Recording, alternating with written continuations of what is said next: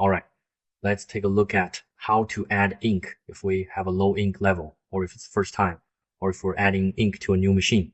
First, on the main interface, the main screen, we need to make sure to stop the ink from heating. Make sure it's in a non-heating state. Then we add the ink, because if it's a new machine, it's possible that there's no ink in the cartridge yet. If there's no ink, we shouldn't let it heat up. Next, we first place the ink block into the corresponding slot 1 or slot 2. Before placing it, we need to open the ink cartridge cover. So how do we open it? Let's take a look here. On the main menu, in this section, there's a manual control option. So we need to push it back a bit.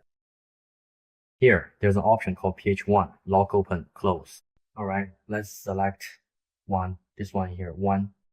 Okay, let's tap it. Just tap it once. Alright, now this light turns green. It turns green. Oh wait, that's not right. It's blue. Then we press this button, and then it can be opened.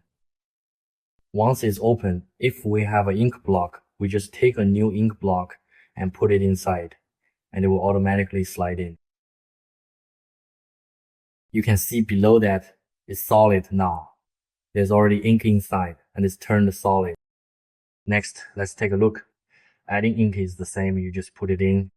After adding it, just press the lid down until you hear a click, and that's it. Then this light will turn off, and you're good to go.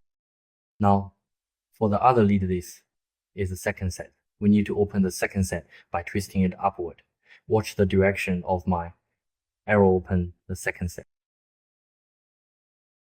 Alright, this is the second set.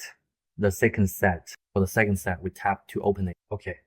The blue light on the second set's ink cartridge will light up. Then, just like before, press it once. You can see that the ink inside is already dry. So when adding ink, it's the same process. Put the ink block in, it will slide inside, and then put the ink cartridge lid back on. After closing the lid, we go back. Here, we have a heating function. It's starting up now. It's starting up, so it's in the process of starting.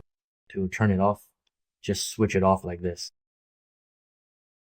To turn it on, after you've put the ink in place, it should be in this state, which is stopped compared to before. Then just tap it, and it will start heating. Once it's heated up, it will display ready. And that's it. Alright,